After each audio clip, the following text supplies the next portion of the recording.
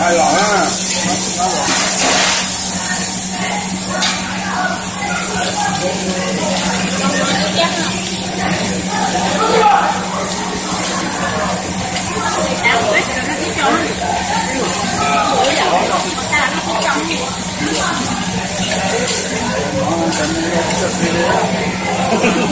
Nó bằng rồi, cũng chưa bao giờ bằng nữa. Hiểu.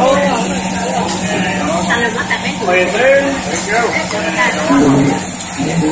Kêu, yeah, go from, nhiều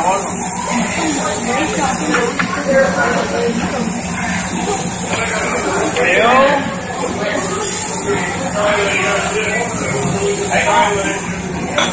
Yeah, you're welcome. Come over here. Come over here. No, okay, here. Thank you. Right here, sir.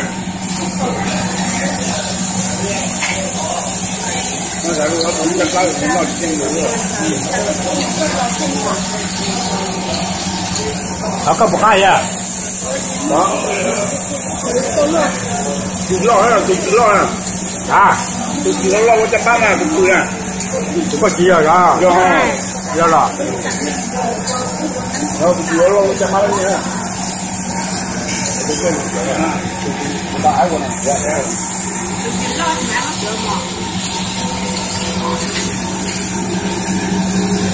Có mát rồi là cái nhà cái gì?